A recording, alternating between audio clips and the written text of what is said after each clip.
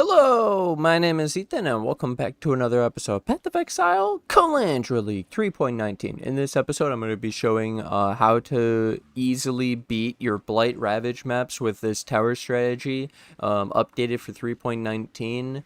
And I hope you all have really good luck in your Blight-Ravaged maps and you make tons of money, because this shit is printing.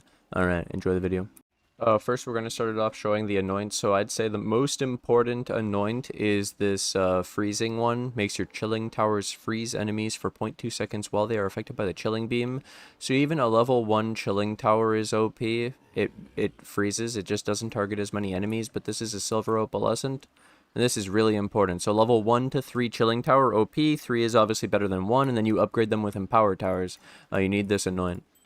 Okay, so for this guide specifically, now this, you don't have to run this, but this is what I've been doing. So Blight-Ravaged map, triple gold, triple silver, triple opalescent. I bought 200 of each. You could do crimsons and opalescents and silver, or you could do silver, opalescent, teal. You could do opalescent, crimson, azure for all the lucky oils. You could do opalescent, crimson, teal. You could do crimson, azure, teal. There's so many. There's like crimson, black, teal. Teal makes it go faster. Teal can speed up your map, makes it half the time. This gives you lucky chest. This gives you lucky chest. This gives you lucky chest. And then you could. This one gives you big quantity. So I'll show you. Mine now has 195 quant with the triple silver. It had the 75% chance for Blight Chest to contain an additional reward with the triple gold, and the triple opalescent is 45 lucky chests. I have to also mention the skill tree after, the Atlas passive skill tree. Then I alked it. I got 300 quant first try, easy clap. I want to Vaal it. You also look for these modifiers. I'll go through them right now. Alright, so you have to avoid,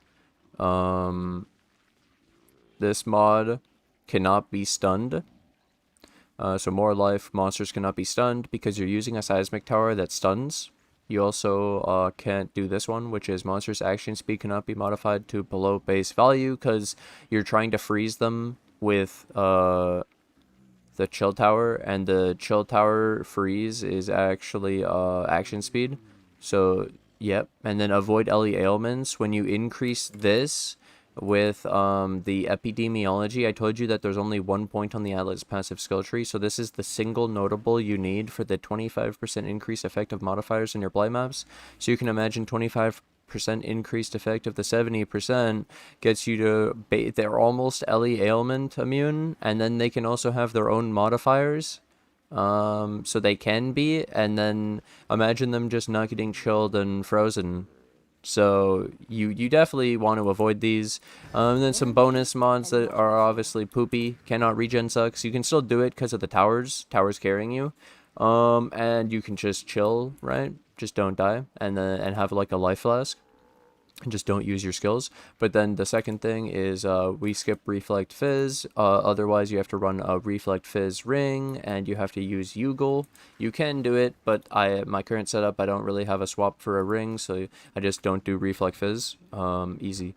And then my thing was, now we can Vaal this. We have increased number of rare monsters, which is cool because the loot explosion actually has god touches, and they do drop loot in Blight-Ravaged, and they scale with the 300 quant. So here we go. Boom. I Vaaled it because when you Vaal a Blight map, you can get, well, 8 mods like this. That was one of the main reasons. But then the second reason is I was trying to get tainted oils. They're like 5/4 per divine. It's not great, but it's actually still great. It's basically like hitting a golden oil, getting an extra golden oil every time you find a tainted oil. So you also saw me put 4 sack frags. That adds 5% quant per. I even do that for normal Blight. And then if you were doing normal Blight, I would probably do triple crimson, and you would just need this Meteor Anoint. I just do burning ground. You could do the chill towers, and they're really strong, but yeah. Then the main way I would like to do this normally is I look for combos, sets of towers that can touch each other that have line of sight. Because if there's a wall in between, and you do the empower tower, it doesn't actually upgrade the other tower. It doesn't buff it. They have to have line of sight. So I'm hoping this one can be an empower tower in the middle of these two and reach it. It does not reach this one. Well, that sucks. So then I'm pretty screwed. This is a terrible layout. Okay, we'll just go. Let's show off how this works. It's pretty funny. So having the empowered tower range would be nice. So sometimes this happens. If you change the Annoint mid-map, it doesn't work. You have to have the Annoint before you start the map. But in this case, I'd probably just make this a Seismic. And I'm good all the way up until the 6th lane, which is actually a Seismic immune. So when you have an empowered tier 3 and you buff up a Seismic, now this stuns everything in this circle. And nothing can get by that's not stun immune. And because you didn't roll stun immune on the map, nothing is going to get by it. So that's really helpful.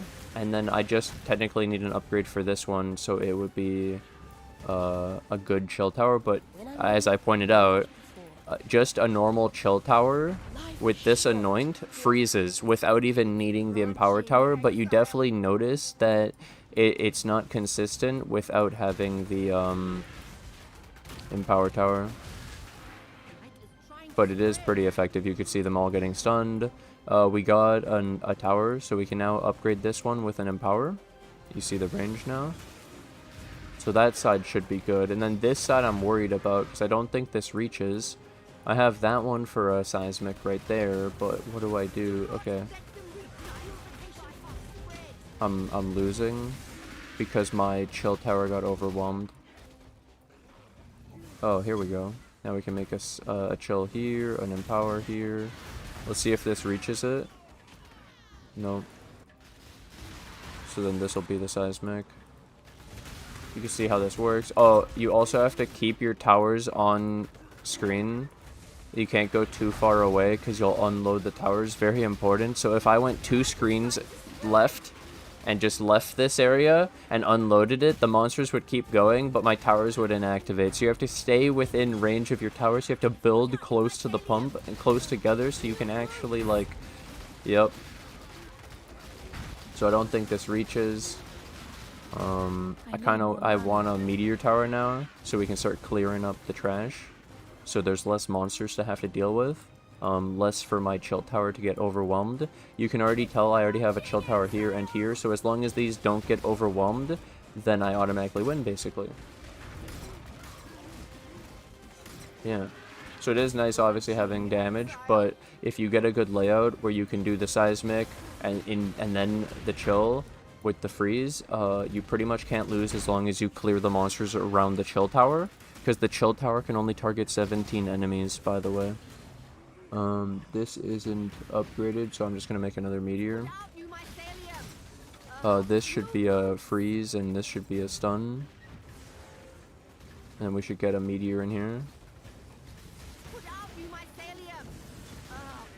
So I always focus first the Seismic, then the chill behind it, because the chill has a limited number of targets it can hit. The Seismic could just stun everything if everything wasn't stun immune. Like, if you got a map with no stun immune, then you automatically win with just the Seismics. You don't even need the chill towers. The chill tower is only to catch the ones that are stun immune, basically. And then you just have to make sure they don't get overwhelmed, which sometimes you place them in bad spots, like on top of a portal, and you kind of have to babysit them. You have to babysit your chill towers, make sure they don't get overwhelmed. But other than that, it's pretty good. Because, like, a boss is just going to take up 1 unit, but it's the little spam crash that messes you up. Oh, we have a lane going straight into the pump. I have no freeze here. I have no tower. Oh, we'll do another one for fun. Show it off. Show the variety of layouts.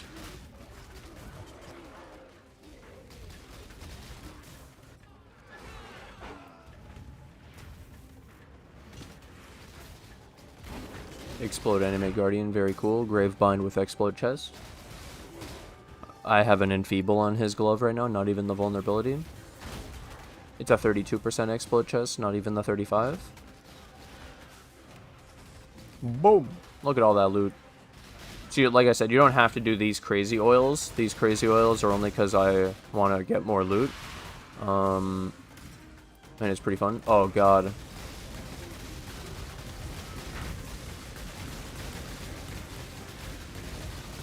No, stop. It's not fair. This one didn't have a freeze. Okay, we got him stunned from this one. So lucky. But yeah, you obviously definitely want to stun, chill on every lane, and the meteor is just a bonus to clear out the trash. Because technically the seismic and the chill both do damage. It's just not a lot of damage, and you notice that the meteor burning ground has much better clear and consistency for clear over time. The chill's OP though.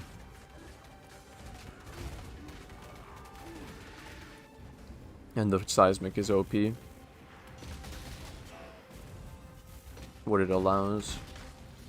Alright, let's get the loot. This map's insane.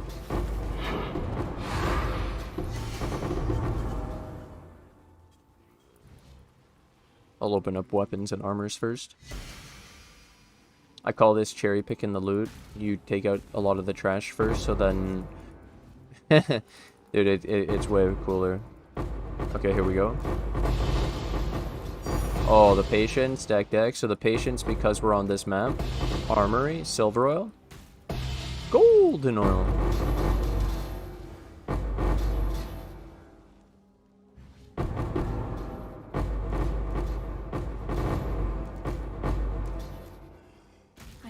Mana.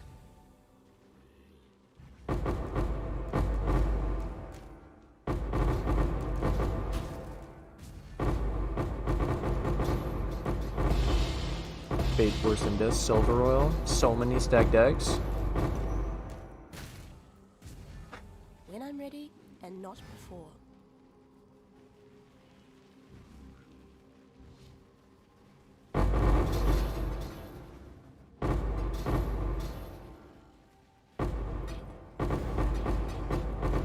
Lots of ancient shards. So much essence.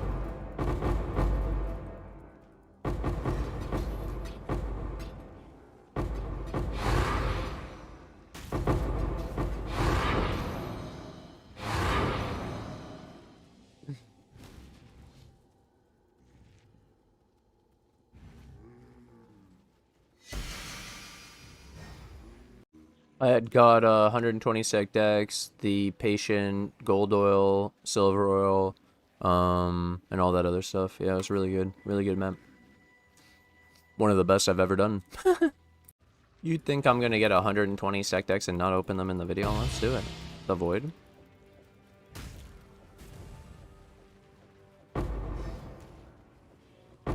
Trying to go fast and misclicking. Oh, another patient, dude. I'm just printing them. What the fuck?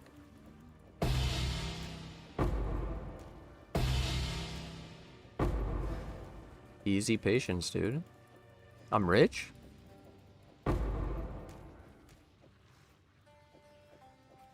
So weird not streaming. Just making a video.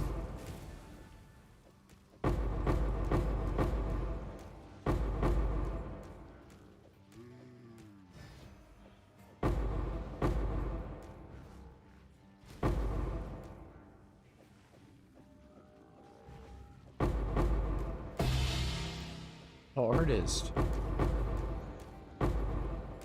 That's the enhance, right? I love that one.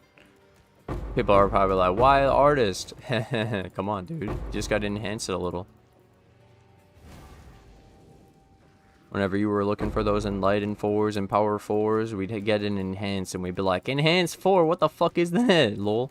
Then I'm going to change this ring anoint for the second one to try something out. Reflective oil, black, verdant, just to show both setups. To show the extra empowering tower range, but not having the burning ground, and just going for the empowering tower being more consistent now. So putting these 3 oils, like I said, you could mess around with a bunch of different ones. You could do teal if you wanted to be if you wanted to be faster and harder, but I find yeah, you could do like the lucky oils, etc. The main thing I do here is I alch it. I didn't get to do this last time because I just hit 300 quant on the alch. But I would chaos for like 280, and then I look for if I have an open mod or not, and I slam it. Because of these being so juicy, I put so much on them. I figured that the silver oils are 1 per 10 per divine, and the gold was like 5 for divine, and the X is like 10 for a divine, and this is only a single mod. So watch the amount of quant from 280 to 293 for adding a suffix.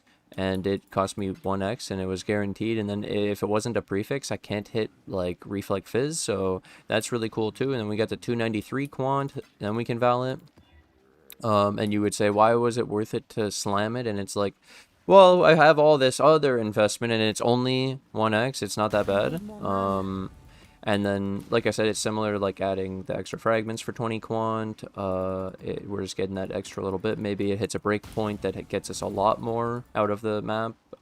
Maybe you need like a min value for it to be really good. Because of the whole like multiplier and then rounding.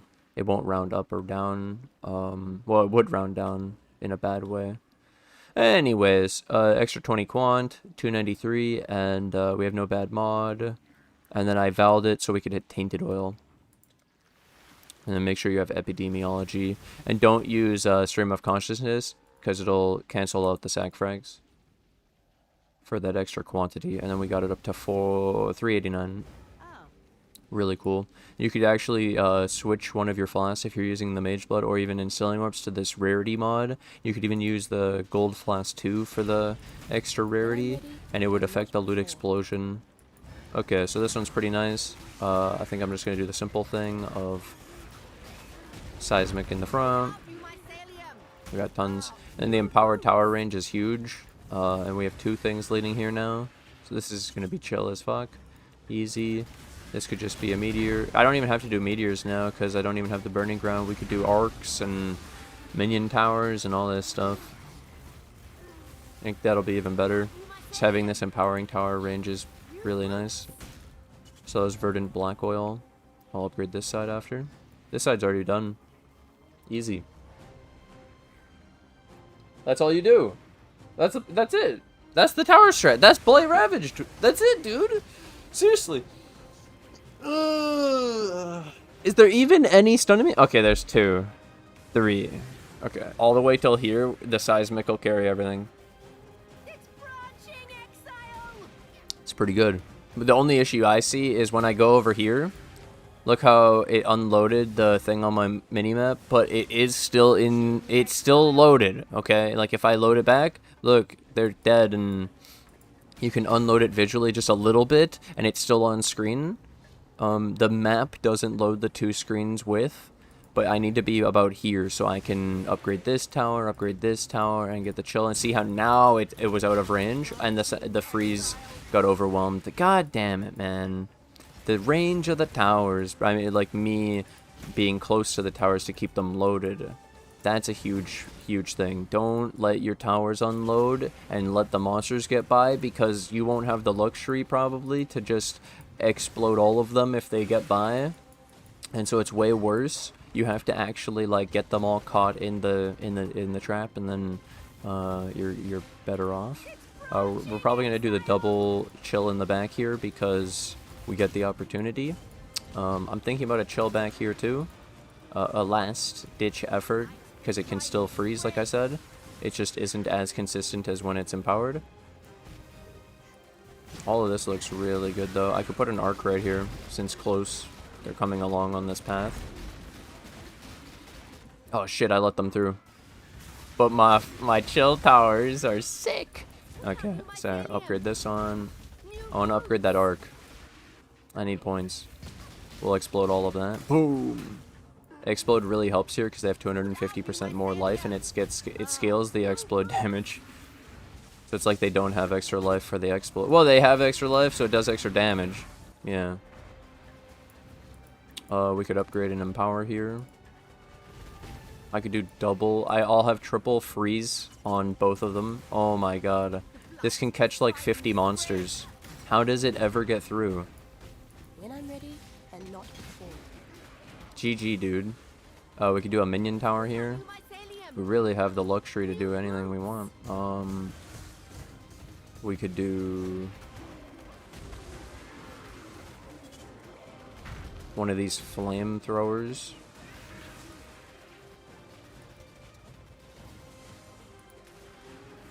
I was gonna build the other one. We'll build the other ones here now. Let's get... Do I have a meteor already? No.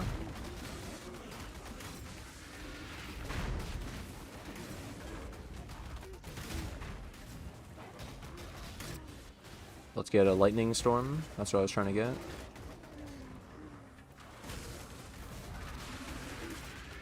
Let's get an arc. Thank you.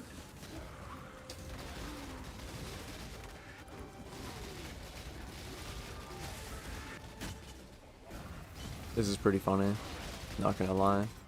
The layout and then the building the other towers, showing the variety. It's mostly seismic chill like I showed, and it's just the other towers for damage to clear so your chills don't get overwhelmed.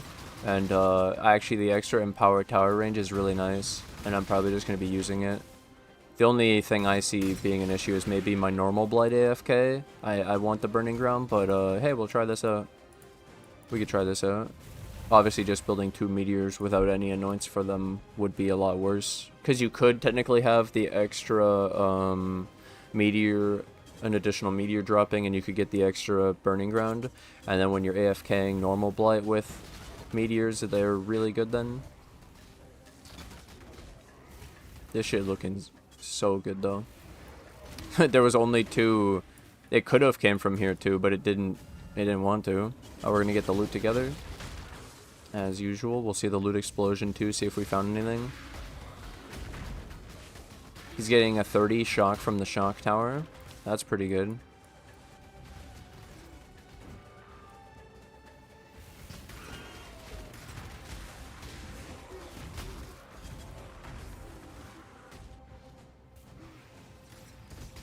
Built a freeze bolt for fun. Because I could.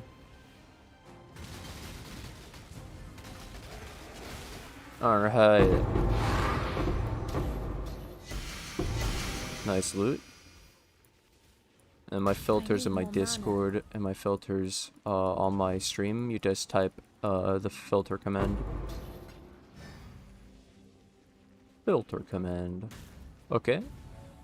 Grabbing all the bad chests first, like I said, so I cherry pick, so then my shit looks even better after. Which the bad chests can drop the extra loot, as you see, and I got an extra Vaal orb.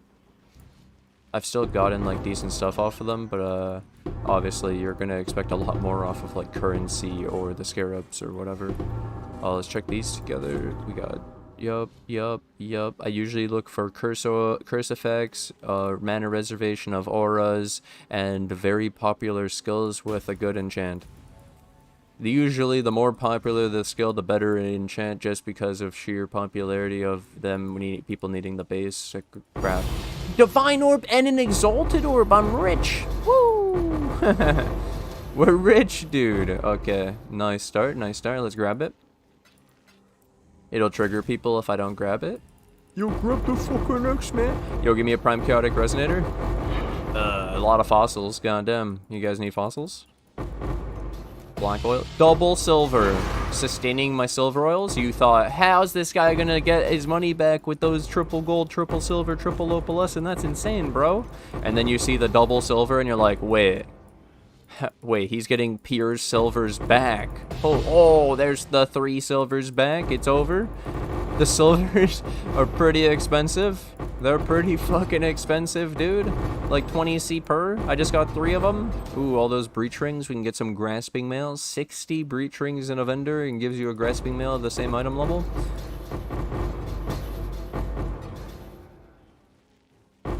Got big money. Big money. Big money.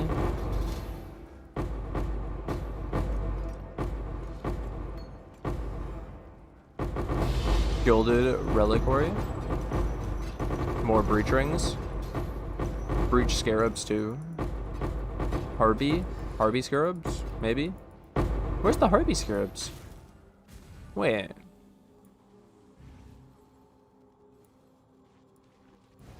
Huh. Well, either way, GG. Nice loot. You got a divine orb and then all this extra loot. Easy profit, right? Surely.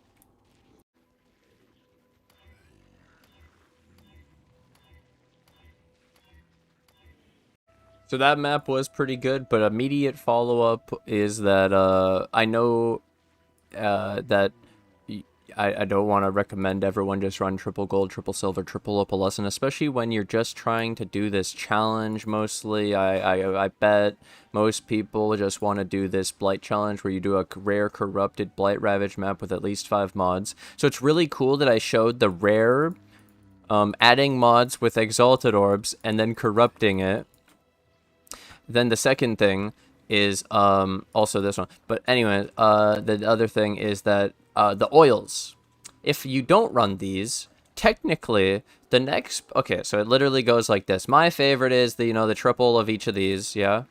But then the next best is probably triple silver, triple opalescent, triple crimson for the extra lucky. So you'd have the 30 lucky from this, the 45 from this. You'd have 75 lucky, and it gets scaled up by the 25%, which is disgusting. So it's like 92 lucky or something. And you have the quant. And then people only care about the quant and the lucky because they want the quant for the loot explosion and the number of chests and the chest explosions, and then the lucky to affect all the chests. I go for the extra golden because I figure if I'm investing silver and they're so expensive, I might as well get that extra reward from the chests. There's so many chests and it's really good. Then the next one is, well, you're not using silver, so you've cut out the big cost now. These were the big costs. And so if you do opalescent, crimson, triple opalescent, triple crimson, you have tons of lucky, and then you could do even more lucky with the azure, or you could do the additional reward like the like the gold oil, but for cheaper, or you could do this is where the fancy one comes in. So with this amount of lucky, so this one, opalescent and crimson, where you have 1 billion, you could do teal oil to make it faster and make them 2.5 minutes, so you don't have the high cost and you're just running more per hour, and you might actually make like pretty good profit then. But it depends on you have to have the cost of the Blight-Ravaged cheap, and the cost of these 2 oils cheap. Otherwise it gets less good, because why are you running them faster? You might as well just add more lucky and make them slightly better, right? And get more out of them, because this is just faster, not actually getting more. So if the cost goes up too much, then you'd rather just get more out of them, or even going the silvers and the gold to really squeeze as much as you can out of the map. But when the map base is cheap, then teal oil actually goes up in value, because you just want to run more of these, because there's so much base loot that you could just get lucky on without even needing more chests or getting the additional reward. Yeah, need to go over that because people will ask, what should I run? So I would honestly recommend you just running potentially all of these luckies and having a good time with lucky chests. And then when you're feeling more confident, and you maybe want to get some loot out of it, silver oil. And then if you're putting the silvers, you might feel inclined to just put the golds because you're already investing quite a lot and you get a little bit more.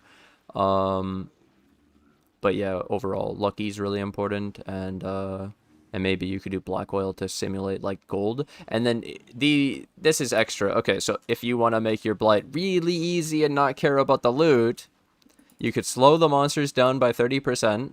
That's a lot, by the way, and it gets scaled by the increased effect of modifiers. So it's like, yeah, it's a lot. And then you could increase the tower of your the damage of your towers, which is underestimated. Basically, like I said, the seismic does damage, the freeze, the chill does damage, everything does damage. So towers dealing more damage makes them clear. You don't even need the extra meteor and the extra. They're doing so much damage, and then you can also get them for cheaper and upgrading. So you could already have 1 billion towers put down right away. You can max out your towers, and it's way easier. It's actually like, I would describe what we do as hard mode to get the cool loot.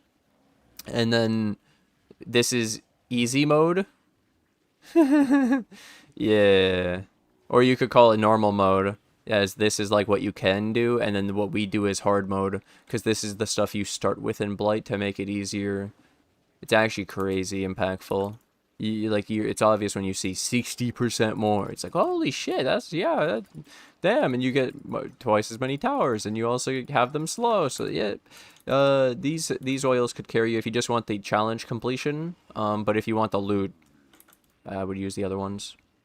So yeah, I just want to end this video with good luck to each of you. I hope you have great luck with your Blight-Ravaged maps, with your normal Blight. I hope this Tower Strat could really help you. I hope the Annoints are really impactful. I hope you have a really good time with it. I hope you can beat the challenge. Then I hope that the Blight-Ravaged money snowballs for you, and you do great. Thank you guys for watching. Thanks for hanging out. If you guys have ever done a Blight map or a Blight encounter, built a tower, like the video. If you guys like the video and you guys are new to the channel, hit that subscribe button. You guys are notified of the next one. Bye!